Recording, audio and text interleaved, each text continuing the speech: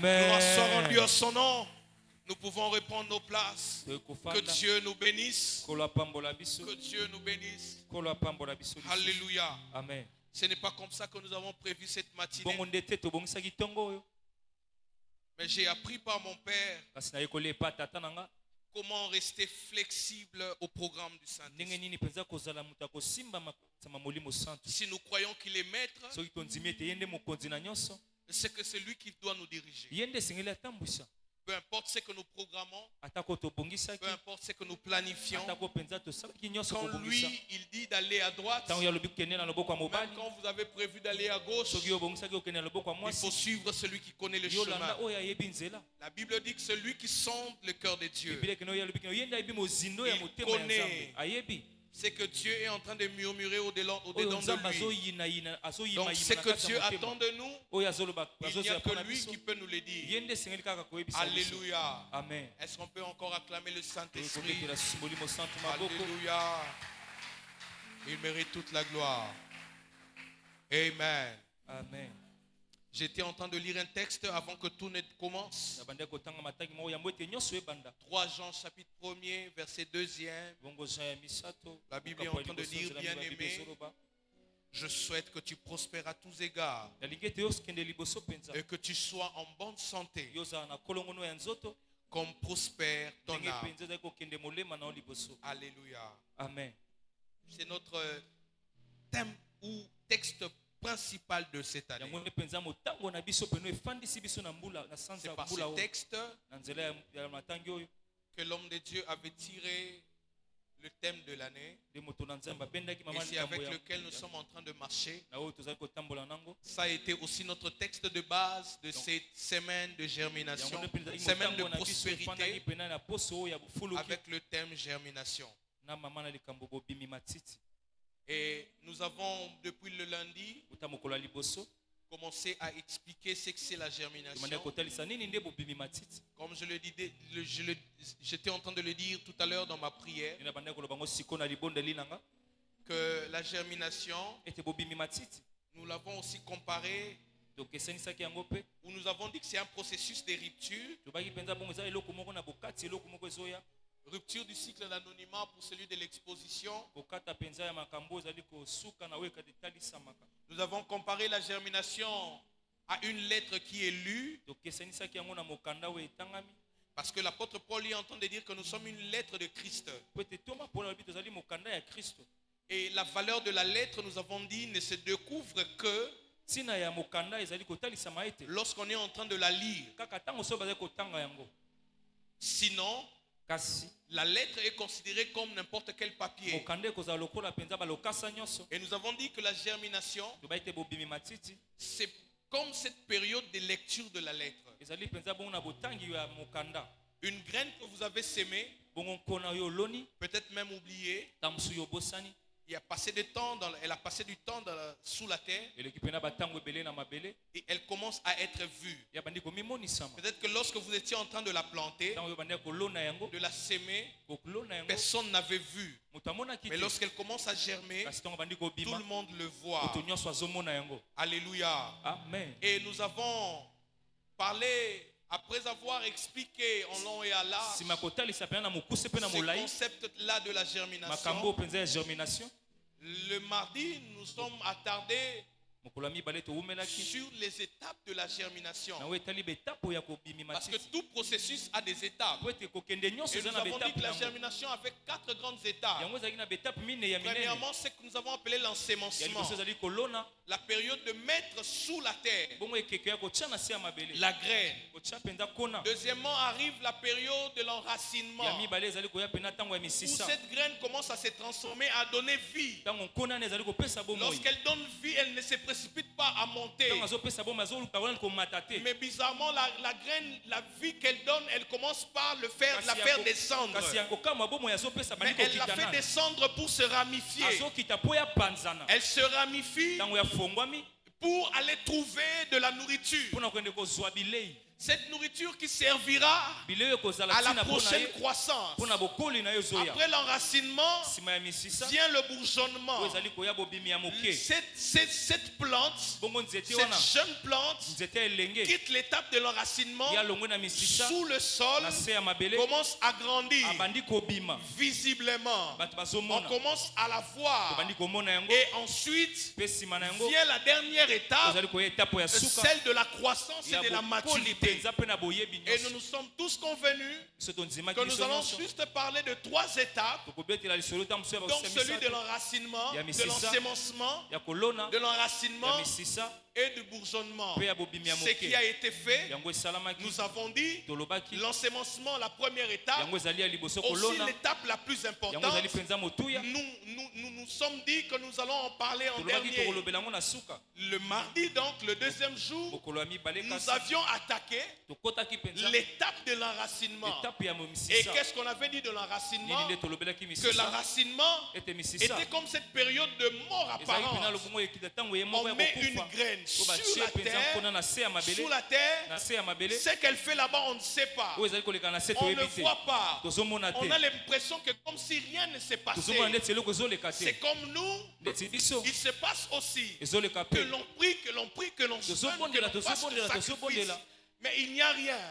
Nous avons dit que l'étape de l'enracinement serait ce que nous pouvions appeler l'école du brisement, l'école d'humilité, l'école du brisement, parce que c'est ce temps où nous avons découvert que la graine qui est plantée donne vie. Mais cette vie ne vient pas de l'extérieur. Elle vient d'elle-même.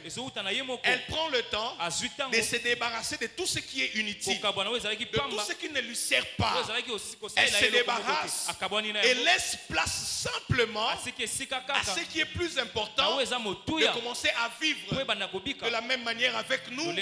Christ nous apprend dans le livre de Matthieu que ce qui nous suit et ce qui nous détruit venait en fait de l'intérieur de nous, pas de l'extérieur. Et la plante, la graine, comme elle a compris cela, elle a vu qu'il y a des choses avec lesquelles je ne peux pas avancer. Nous aussi, comme enfants de Dieu qui espérons à la germination, nous devons savoir que tout nous est permis, mais tout ne nous est pas utile. Je suis appelé à faire ce que je veux, mais je ne peux pas faire ce que je veux parce qu'il y a deux choses. Avec la vie que je dois donner, avec la vie qui doit pousser en moi, que je dois laisser tomber. Et ces choses ne viennent pas des amis, ces choses ne viennent pas de mon père, ces choses ne viennent pas de l'église, ces choses viennent de moi-même, de mes pensées, de l'intérieur de moi. Que Christ dit que c'est cela qui nous détruit. Alors comme cela nous détruit, ne nous aide pas à la germination. Il va falloir qu'on le brise. Il va falloir qu'on le laisse.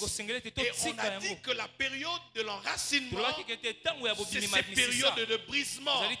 On accepte de tout laisser tomber pourvu de donner ce qui est essentiel. On a dit que la période de l'enracinement aussi était une période d'apprentissage. Dieu profite de ce temps pour nous donner des leçons, qu'on l'apprenne. On est appelé à la grandeur, on est appelé à la richesse, à savoir comment se tenir, quel langage tenir.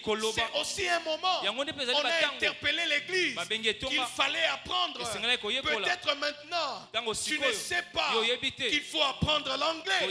Tu ne sais pas, dans ces siècles ici, toi-même le clavier d'un ordinateur, tu ne sais pas toucher. Peut-être que le temps où tu n'as pas d'emploi, le Seigneur est en train de te permettre d'apprendre ces choses qui te seront utiles demain. Qui sait, si tu dois travailler à l'UNICEF, qui sait, si tu dois aller au PNUD.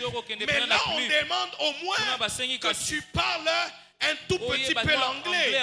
Peut-être que le maître veut maintenant que tu apprennes. C'est le temps où tu n'as pas encore de fiancé, que tu vois aussi ton comportement. Peut-être qu'il y a quelque chose qui ne va pas avec toi, qui font repousser les autres. C'est le temps d'apprendre. Regarde à ta mère, regarde à la maman du voisin. Qu'est-ce qui fait qu'elle puisse retenir son mari? Ça peut être le temps d'apprendre. Et l'enracinement peut paraître difficile pour nous, mais c'est aussi un temps où Dieu essaie de nous rabaisser en nous-mêmes, que l'on sache que l'on ne peut pas tout à tout moment. Il est souverain. C'est lui Dieu. Si Paul sème et l'autre peut arroser, lui, c'est lui qui fait croître. Et c'est lui qui fait croître. Pendant l'enracinement, c'est notre temps d'attente. Le mercredi, nous sommes venus et nous avons parlé du bourgeonnement, qui est en fait la troisième étape, mais que nous avons parlé en deuxième position. On a dit que le bourgeonnement, c'est une étape très fragile. La plante est petite, sans force. Facilement, tout le monde peut piétiner et fouler aux pieds. Raison pour laquelle il ne fallait pas. Il nous fallait d'ailleurs une très grande prudence. Et on a dit que cette prudence s'est manifestée en deux faits. Le premier fait, c'était que nous devions rester discrets. Non pas par peur. Parce que la discrétion de la peur vient de l'ignorance. Mais la discrétion de la prudence vient de la sagesse. La Bible dit que l'homme prudent voit le mal du loin et c'est grave. Alors nous devions rester prudents et rester discrets. Savoir quand est-ce qu'on devrait fermer la bouche. Ce n'est pas tout le monde qu'on doit tout dire. La grossesse venait à peine de commencer, que tous les quartiers connaissent. Tu jettes la salive n'importe où. Tu commences à te promener avec un vase où tout le monde voit. Il se pose la question à cette fille. À peine elle vient de se marier. Quand elle jette la salive comme ça, c'est la grossesse. Tout le monde sait que tu es en train d'aller à une interview de travail. Quand tu pars au coin de l'avenue, on m'a appelé à Bralima, on m'a appelé à Vodacom. Tout le monde sait. Toi, tes histoires, c'est tout le monde sait. À peine tu vas pour un rendez-vous à l'ambassade, tu as déjà appelé tout le monde. Moi, je voyage. On ne dit pas que nous devions avoir peur. Je le répète encore, notre discrétion est une preuve de prudence, de la sagesse. Parce que nous avons vu des choses qui ont été détruites simplement parce qu'elles ont été fragiles. Et cette fragilité les a exposées. Donnez du temps à vous-même, à vos projets, à ce que vous faites, de prendre de la maturité avant d'être exposé. Les fiançailles, ce n'est pas aussi tout le monde qui doit le savoir. Ce n'est pas tout le monde qui doit savoir qu'on est venu se présenter chez vous. Surtout à l'heure où nous sommes dans les réseaux sociaux, toute la vie est exposée. La deuxième des choses, excusez-moi d'aller rapidement, parce que nous ne savons pas nous attarder là. Le deuxième fait qui pouvait encore représenter cette prudence, on a dit que c'était le discernement. Pourquoi le discernement? Parce qu'on ne reste pas discret tout le temps. Il y a toujours un temps où l'on doit associer. La Bible dit deux valent mieux qu'un. Lorsqu'il travaille, il retire un bon rendement. Quand deux personnes travaillent, vous gagnez en temps et vous conservez l'énergie. C'est plus prudent pour nous d'avoir des gens avec qui nous associer pour la germination, pour nous aider à avancer. Et on a dit que pendant la période du bourgeonnement, on avait besoin du discernement, de demander à l'esprit de nous donner le discernement afin que nous comprenions qui est-ce que nous pouvons choisir, avec qui marcher. Alléluia. Amen. Ça, c'est ce que nous avons dit le jeudi, le mercredi et le jeudi. Nous sommes venus pour commencer à parler de l'ensemencement. Et on a dit que l'ensemencement, c'est la première étape, mais la plus importante de toutes. Pourquoi? Parce que sans l'ensemencement, il n'y a pas de germination. Quel grain va germer qui n'a pas été planté? Il faut que l'on sème pour que l'on voit la plante commencer à germer. Et ce que nous avons dit de l'ensemencement, c'est une, étant donné que ça c'est une étape plus importante, alors les cultivateurs de cette époque ont trouvé une très bonne raison de pouvoir mettre leurs yeux dessus. Parce que pour un cultivateur, la saison la plus importante, la saison de joie, comme la Bible dit, moisson avec chant d'allégresse, c'est la saison de la moisson. Les cultivateurs sèment avec larmes. Quand on sème, c'est un sacrifice. Parce que la sémence est une partie de la récolte qu'on avait épargnée, qu'on a sacrifiée pour remettre dans le sol. On pouvait la consommer, mais on la prend et on met dans le sol. Et la Bible dit, on sème avec l'arme. Qui sème avec l'arme moissonne avec chant d'allégresse. Mais pour qu'on arrive à moissonner avec chant d'allégresse, les cultivateurs savent que la période la plus importante n'est donc vraiment pas la moisson. Nous aimons la moisson, mais ce qui nous amène à la moisson, c'est l'ensemencement. Donc il va falloir que nous puissions comprendre, connaître très bien l'ensemencement pour que nous aboutissions à une très bonne moisson. Parce que lorsqu'il y a une bonne ensemencement, il y aura aussi une bonne moisson. Et les cultivateurs ont donc mis leurs yeux sur l'ensemencement. Alléluia. Amen. On avait dit donc que face à cela, la plus grande question serait de savoir comment s'aimer.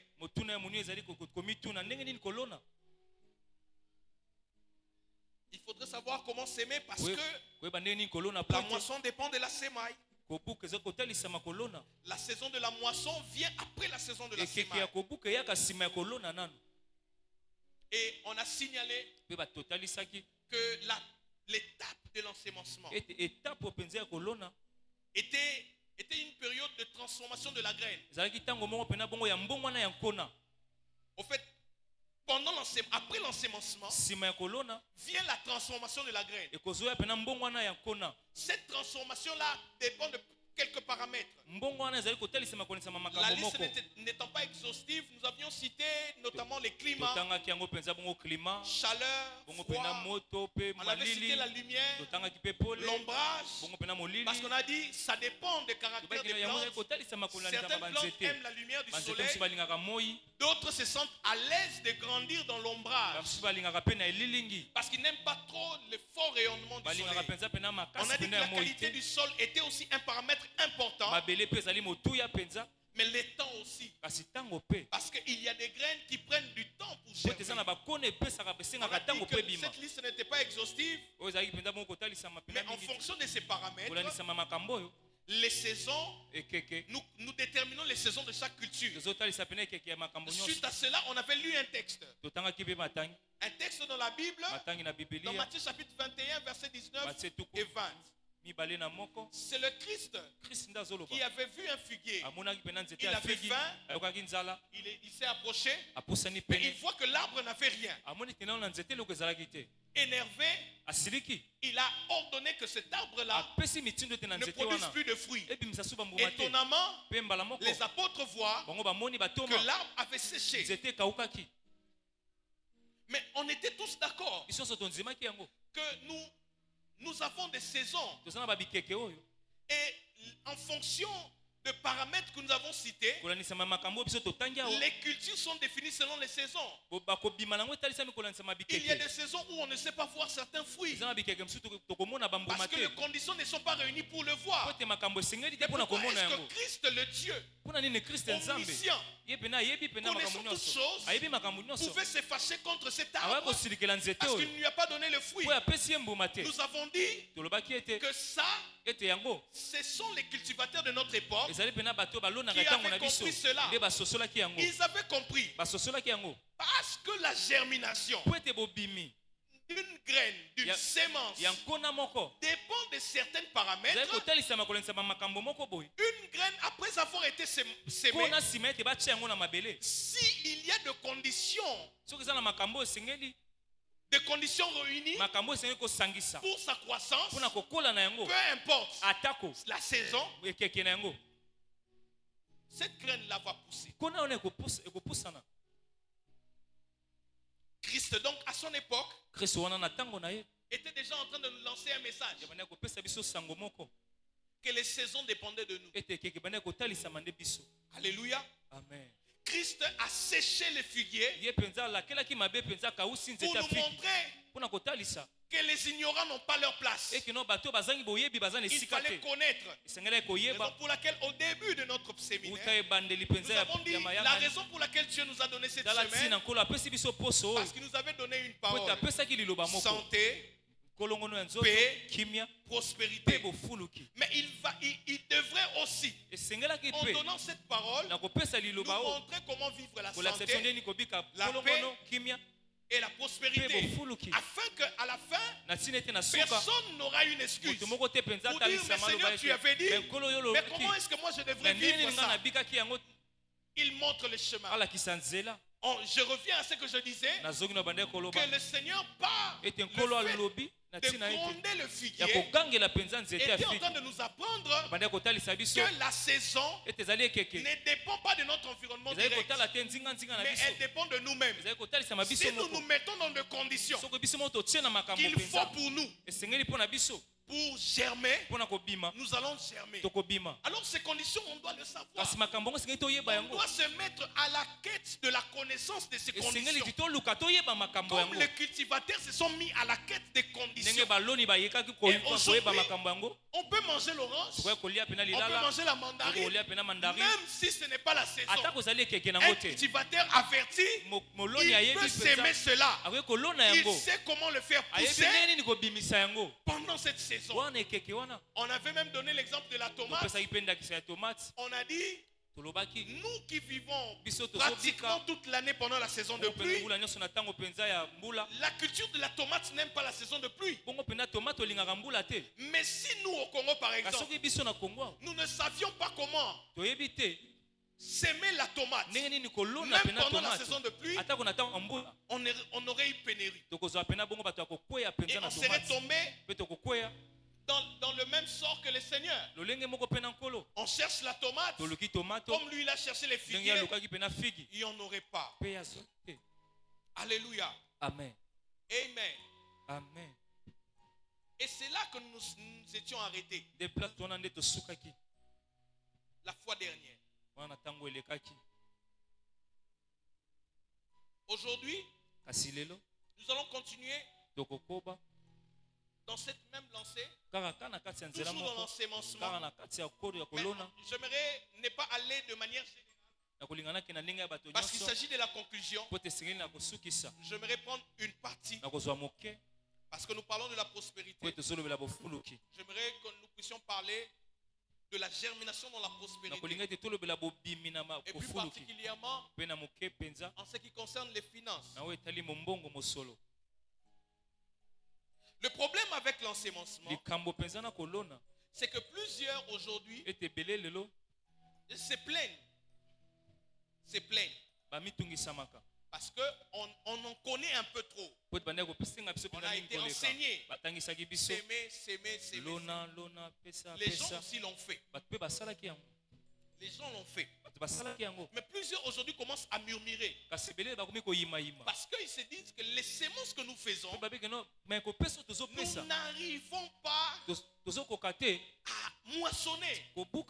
Et cela est normal. Comme j'étais en train de le dire, il n'y a pas plus important. Il n'y a pas une saison qui rend aussi joyeux un cultivateur que la saison de la moisson. Quel est ce cultivateur qui va accepter de s'aimer aujourd'hui, demain, après-demain, mais il ne voit toujours rien. Et c'est tout à fait normal que l'on puisse regretter, que l'on puisse murmurer, que l'on se pose des questions. Pourquoi est-ce que nous ne vivons pas ces choses?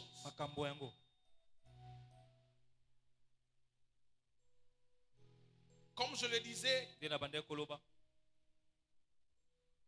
il existe des moyens de faire germer des graines difficiles.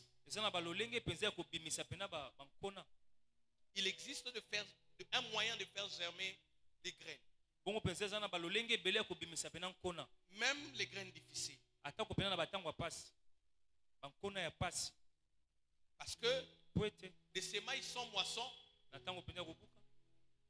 sont aujourd'hui l'objectif de frustration. Mais on constate aussi que l'une des causes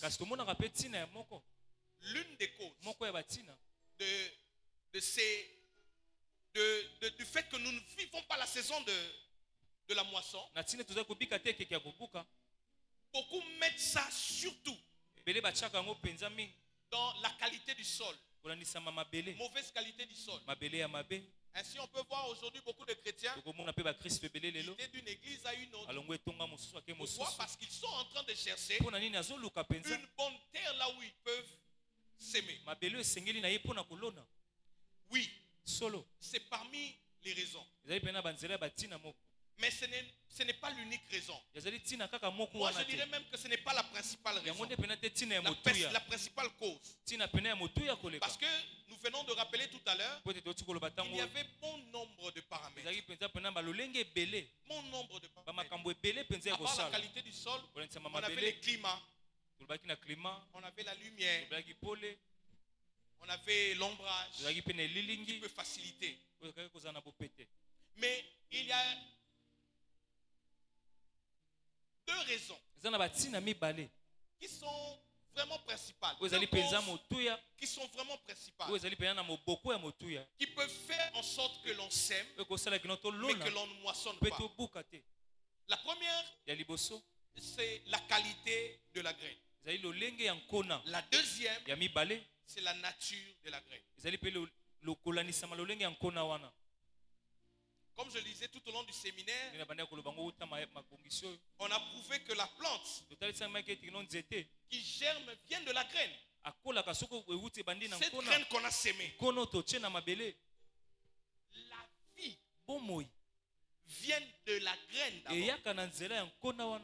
Donc avant même que l'on puisse aller chercher la raison de l'échec ailleurs, il faudrait qu'on le cherche d'abord dans la graine. Avant de voir le sol, le climat qui n'est pas favorable, la lumière qui n'est pas là. Avant de voir aussi les temps, il faut premièrement voir la qualité de la graine. Pourquoi? Parce que la vie, on l'a prouvé pendant qu'on parlait de l'enracinement, la vie de la plante vient de la graine. Une très bonne qualité de la graine peut vous assurer une moisson. Comme aussi une mauvaise qualité de la graine peut empêcher votre moisson. Et en ce qui concerne la qualité, comme je venais de le dire, il y a un texte Il y a un texte dans Luc. Luc chapitre 21. Verset 1 à 4. Maman Grâce va nous lire ce texte rapidement. Amen.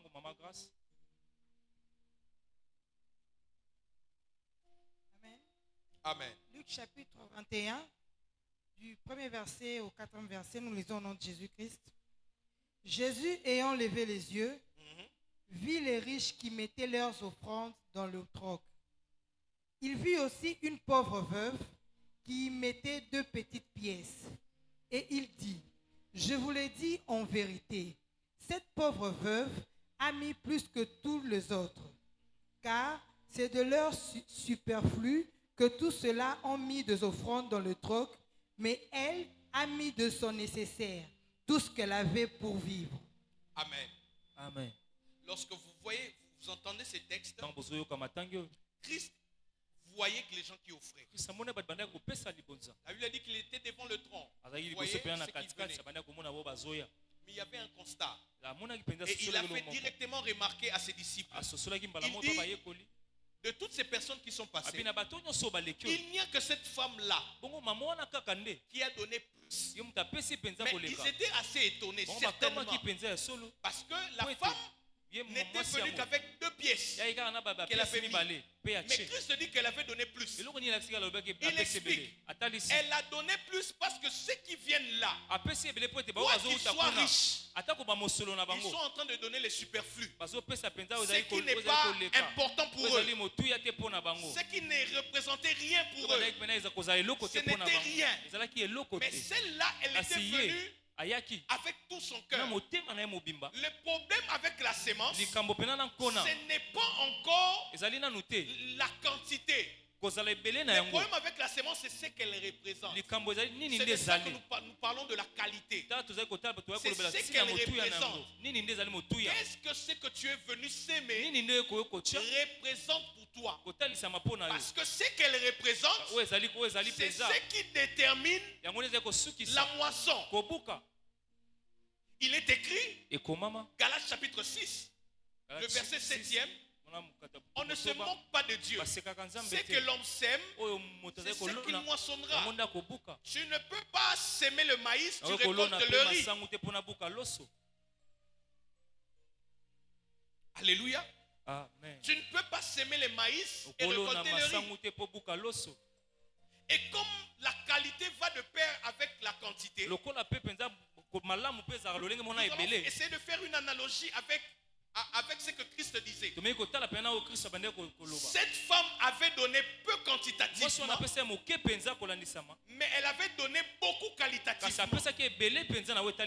Alors comme elle avait donné beaucoup qualitativement, ça compte aussi dans la quantité. Est-ce que je suis avec quelqu'un? Parce que Paul est en train de dire dans 2 Corinthiens que quand tu sèmeras peu, tu moissonneras peu. Quand tu sèmeras abondamment, tu moissonneras aussi abondamment. La notion de la qualité a une très forte influence sur la quantité en ce qui concerne la sémence. Celui qui sème beaucoup de maïs pourri et celui qui sème peu de maïs bonne, celui qui a semé de bonnes graines de maïs récoltera beaucoup plus que celui qui a semé beaucoup de mauvaises graines de maïs. Ça, c'est ce que Christ était en train de dire à ses disciples. Ceux qui viennent là, ils ont de poches bombées, mais ils ont enlevé ce qui est rien pour eux, ce qui est inutile, ce qui est superflu, ils ont déposé. Mais cette femme-là est venue avec peu, selon les yeux humains, mais elle a déposé beaucoup, parce que ce qu'elle a, elle représente tout ce qu'elle est. Alléluia. Amen. On avait dit qu'il s'agissait de la qualité mais aussi de la nature. Le problème avec la qualité, c'est que j'aimerais donner un exemple assez assez clair.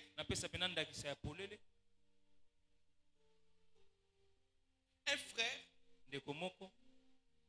qui est stable financièrement, mais instable dans les relations amoureuses. Ce qui fait qu'elle n'arrive pas à trouver une femme qui lui faut pour la marier.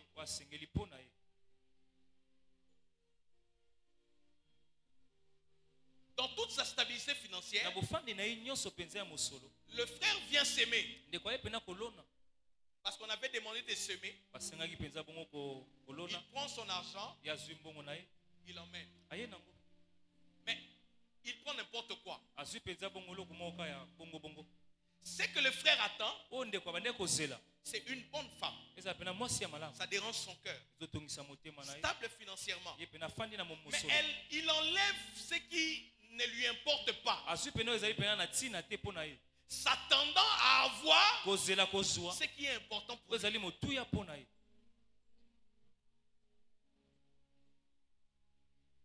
Alléluia. Amen. Alléluia. Amen. Quelqu'un trie le maïs, les graines de maïs. Il prend toutes les graines trouées. Il met de côté. Les bonnes graines, il envoie à la machine. On le moue. On prépare le foufou pour lui. Il prend maintenant toutes les graines trouées. C'est ce qu'il vient derrière sa maison. Il trouve et puis il commence à mettre. Et il s'attend à avoir encore de maïs pour manger la fois prochaine. Ça, c'est le modèle de sémaille que nous, à l'église aujourd'hui, nous faisons.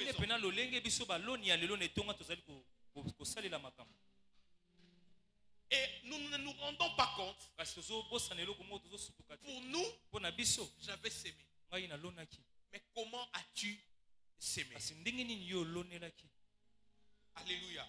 Amen. En ce qui concerne la nature, on peut noter premièrement que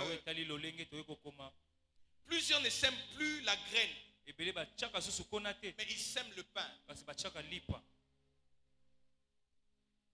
Vous ne pouvez pas prendre la poudre de maïs que vous avez moulu pour préparer le foufou et le planter. Vous ne pouvez pas prendre le pain qui était du blé hier pour le planter, espérant avoir le blé. Impossible. Impossible. J'étais en train de dire au début que à chaque récolte, les cultivateurs font une action. Ils enlèvent la partie. Une partie pour la prochaine sémaille et une partie pour la consommation. Mais le problème avec nous, c'est que quand nous gagnons, voulant s'aimer pour la prochaine moisson, nous ne s'aimons pas. Nous attendons. Nous consommons. Et puis après, quand on se réveille, on prend du peu qui reste. On vient encore. La différence entre la graine et le pain réside dans le temps et dans l'action qu'on mène sur la graine après la récolte. Tu gagnes 100 000, tu commences à manger les 100 000. Lorsque il te reste 10 000, tu te rappelles que en vrai, je n'ai pas une autre entrée pour les 100 000. Tu commences maintenant à réfléchir. Dans les 10 000 ici, qu'est-ce que je peux faire pour pouvoir avoir encore 100 000? Le temps était déjà passé. Tu avais déjà transformé tes graines. Toutes tes graines sont devenues du pain, du consommable. Ce n'est pas après avoir moulu tes graines de maïs que tu vas commencer à planter.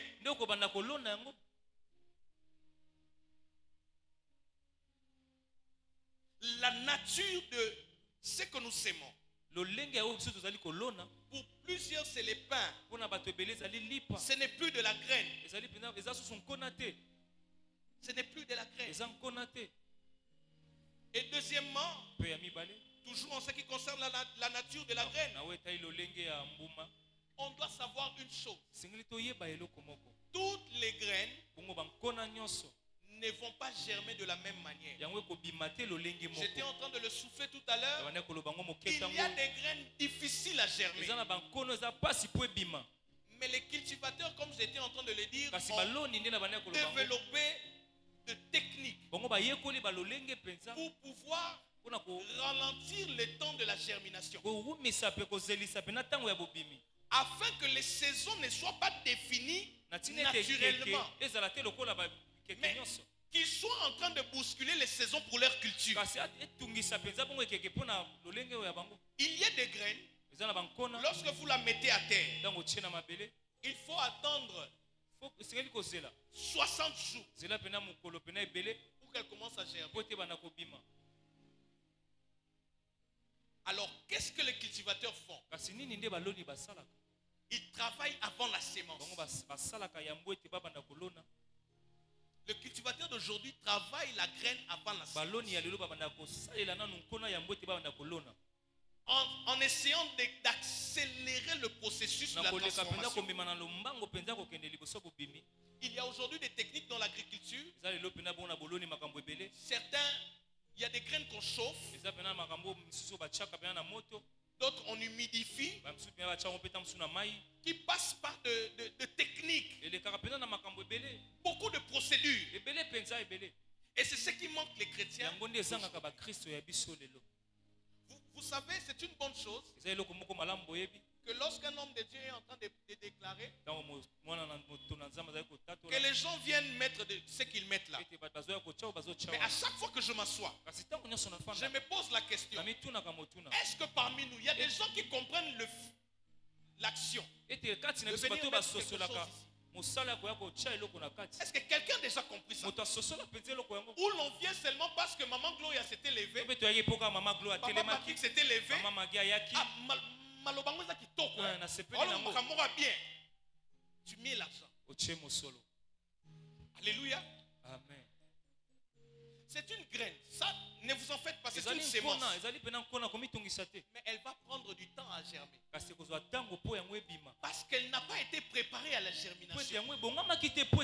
Alléluia. Amen. Les cultivateurs d'aujourd'hui prennent leurs graines, le travail pour déterminer même le temps de la germination. Il sait que cette graine, comme je mets 72 heures, c'est beaucoup. La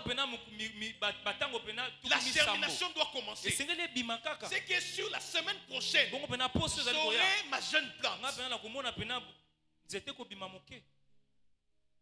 Bien aimé, vous ne pouvez pas venir s'aimer à l'église simplement parce qu'un homme de Dieu vous a demandé. Et si l'homme de Dieu a demandé, nous croyons peut-être que c'est la directive que le Seigneur a donnée. Mais vous devez avoir le temps de préparer votre sémence. Parce que je veux vous dire une réalité. Je dis toujours je ne sais pas, j'étais en train de discuter avec certains frères, je pense à la jeunesse. J'avais posé la question, quand est-ce que nous sommes arrivés à donner des billets de banque à l'église? Cette technique ou cette habitude est venue quand? Nous sommes nés, nous avons trouvé ça. C'est certainement dû au changement du système économique. Parce qu'aujourd'hui, le système économique de ce monde réside sur l'argent, les billets de banque. Mais bien aimé, croyez-moi, il n'en est pas ainsi de notre système économique du ciel. Si ici nous faisons des transactions avec de l'argent, là-bas au ciel, ce n'est pas avec l'argent. Alléluia. Amen. Je peux dire quelque chose? Je peux dire quelque chose? Notre système céleste, la monnaie de change, la monnaie de transaction céleste, c'est le sang. C'est le sang. Alléluia. Amen. Et ça, les gens de l'autre côté ont compris.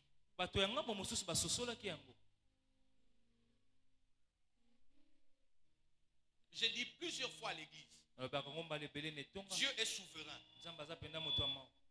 Il est souverain.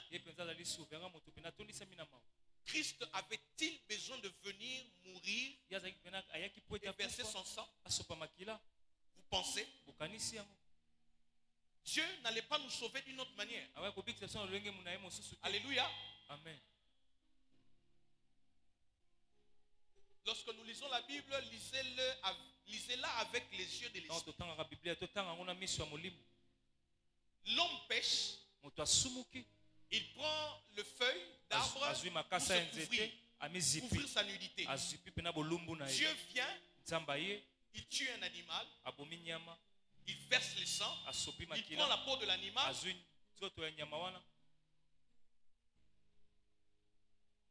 Alléluia. Amen.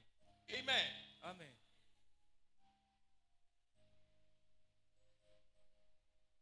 Si ici sur terre, on a le pouvoir avec ça. Là-bas, on a le pouvoir avec les sangs. Raison pour laquelle Christ était venu mourir. Alléluia. Amen. Amen. Amen. Et c'est parce que son sang n'avait pas de prix. Le prix de son sang a été inestimable. Parce qu'il n'y avait pas eu un homme qui pouvait lever sa main avec son sang et montrer à Dieu. À part lui. Et la Bible dit, pendant qu'il était sur la croix, le centenier est venu, il a troué sa côte. Le sang et l'eau J'aimerais dire quelque chose, mais ça serait un peu difficile. Je ne vais pas le dire. Peu importe, revenons à ce que je disais. Ce système a été implanté avec le monde. Hein? C'est le monde. On a trouvé. Pour fonctionner ici, on a besoin de ça. Mais croyez-moi, il faudrait rester aussi attaché à la culture céleste. Amen. Amen. On doit rester attaché à la culture céleste.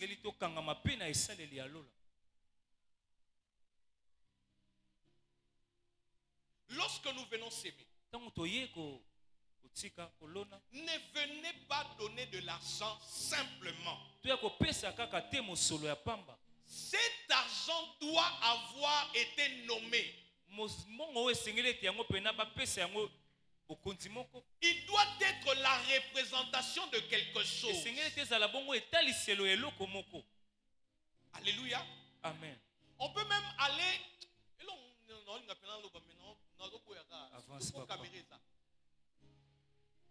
L'argent doit être nommé, accompagné des paroles.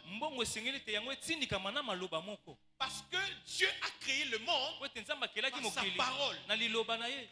Quand il parlait, les choses arrivaient.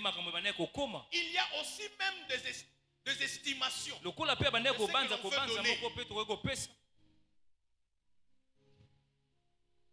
Alléluia.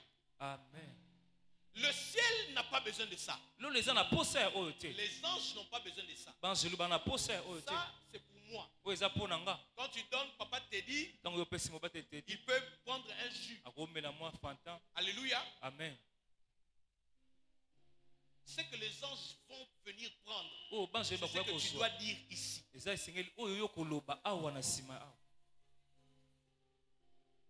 Voilà pourquoi tout à l'heure je posais la question, est-ce que les gens savent pourquoi est-ce qu'ils mettent? Vous venez mettre quoi? L'argent, ou vous venez mettre des paroles?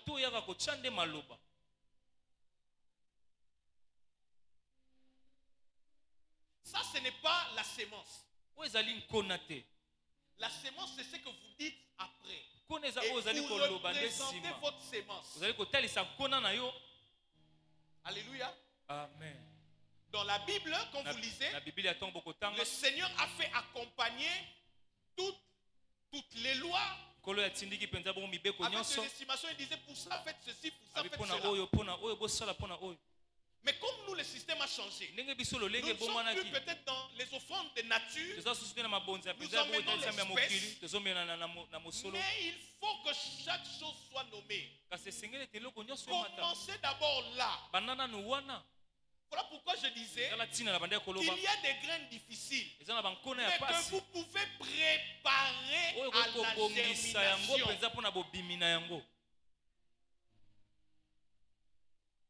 La première des choses, prenez du temps avec votre offrande.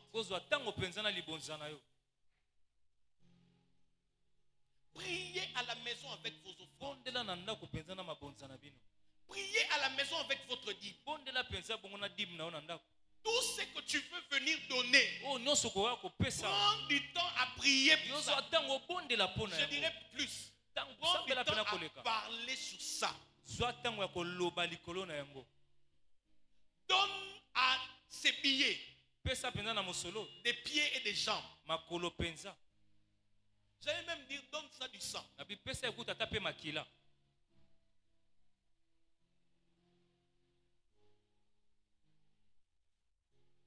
Lorsqu'il est mort à la croix, il a dit tout est accompli. Alléluia. Amen. Vous priez déjà, je sais. Vous jeûnez, je sais. Mais lorsqu'il s'agit des sémences, nous ignorons ces choses-là.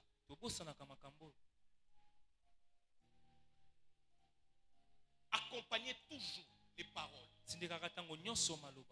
Accompagnez toujours les paroles.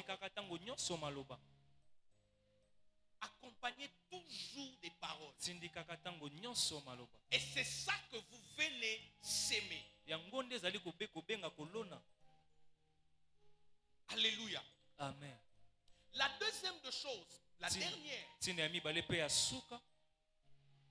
toujours dans la préparation de votre sémence. Parce qu'il y a des graines difficiles à germer. Mais il y a des graines que vous pouvez faire germer selon la détermination de votre temps. Vous plantez, vous semez, vous le voyez aussi arriver. Dans le livre de Genèse, Dieu est en train de parler.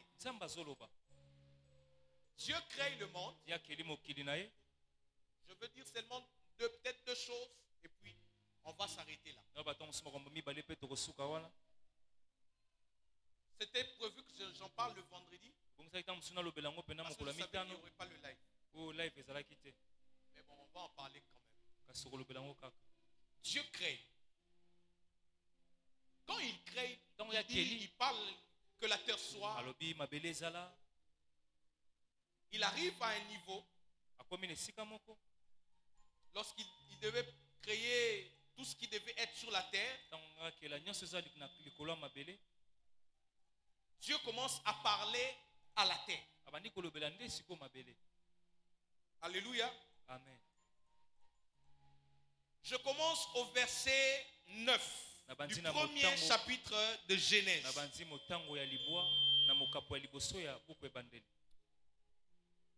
On peut même passer le verset 9.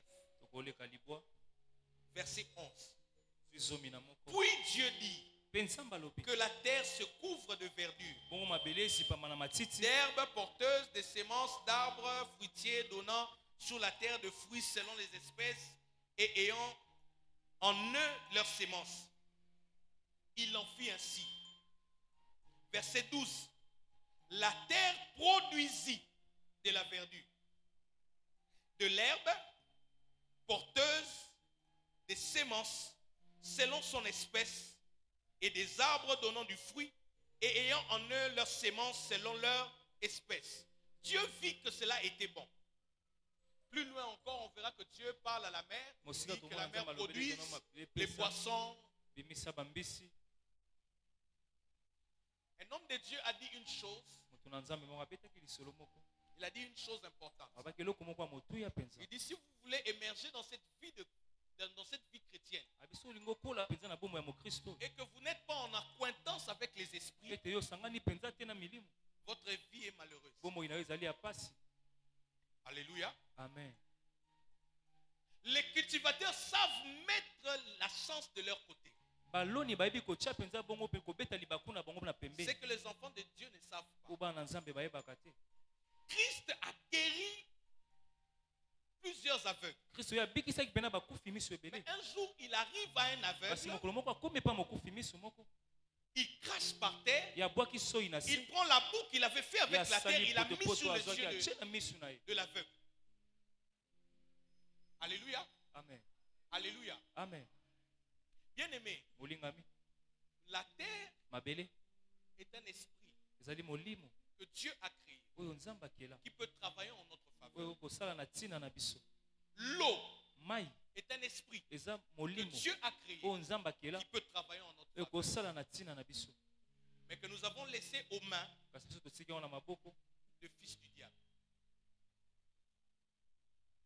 Alléluia. Amen.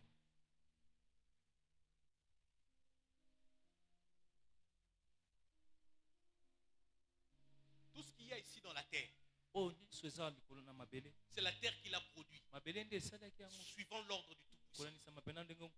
Dieu a parlé et la terre a fait quoi? A donné. Tout ce que tu cherches là, la terre sur laquelle tu es,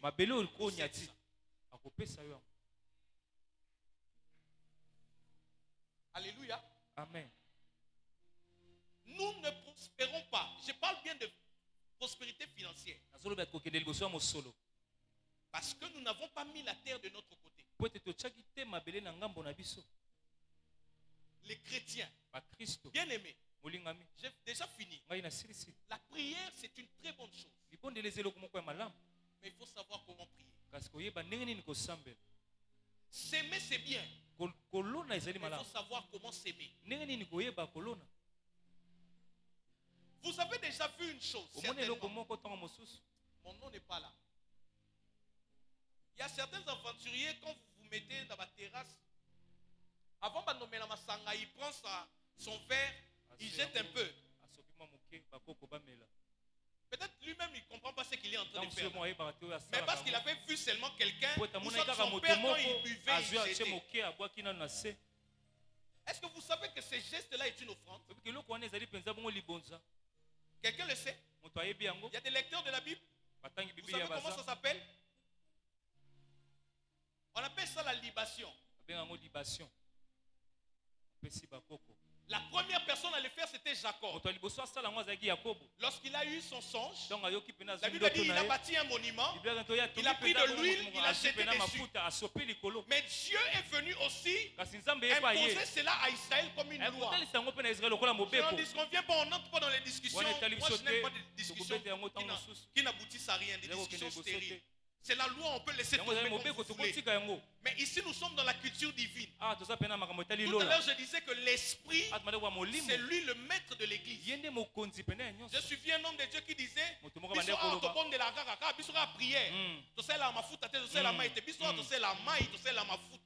mais pourvu que l'esprit le dise. C'est ça. Alléluia. Amen. Awa, tosela mai, tosela mafuta, tomelaka sainte, pourvu que l'esprit nous le dise. La prière, c'est bien. C'est très bien. J'ai vu des gens devenir riches en travaillant et en priant. Mais faites accompagner votre prière des actions prophétiques. Restez à l'écoute de l'esprit pour savoir comment associer ceux qui ont ce qu'il vous faut pour vous l'accorder. La Bible est en train de nous dire, Ésaïe chapitre 60, que vous verrez lorsque les richesses de la mer se tourneront vers vous. Elles viendront comment? Pendant que nous dormons, il y a ceux qui y vont Ils font des choses la nuit et puis les jours. Il était dans le fleuve ici. Il a fait des histoires. Le matin, il vient. Vous voyez quelqu'un qui a zongi avec une nouvelle voiture. Bien aimé. Il est temps que l'Église commence à régner comme maître. La Bible dit que c'est par la sagesse, par l'Église, que le monde va découvrir la sagesse.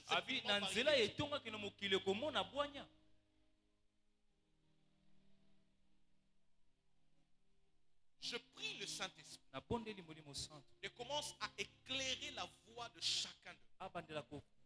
En cette année de prospérité, que le Seigneur te montre exactement ce qu'il faut que tu fasses pour que tu sortes de cette situation de précarité, pour que tu sortes de cette situation de pauvreté. Je prie le Dieu que je sais, le Dieu qui me parle, le Dieu de Papa Teddy, qui ouvre les yeux de ton cœur, qui te guide sur ce que tu dois faire. Parce que je crois que cette semaine est venue avec de guides. Cette semaine est venue avec des modes d'emploi. Que l'Esprit te le révèle. Que l'Esprit te montre ce qu'il faut pour toi. Afin que tu sortes de cette pauvreté. Afin que tu sortes de ces difficultés financières. Par le nom puissant de Jésus. Je déclare que ton esprit soit ouvert. Je déclare que ton esprit soit ouvert. En cette année de prospérité, que les choses commencent à être bouleversées dans ta tête. Que l'esprit t'emmène de la connaissance. Que l'esprit t'emmène de la connaissance. Que tu saches ce qu'il faut faire pour que tu sortes de la prospérité. Père, je crois qu'il y a beaucoup de menteurs dans notre époque qui nous disent qu'avant de devenir riche, il faut travailler. Je sais que tu bénis le travail. Je le sais. Mais ils savent ce que nous ne savons pas.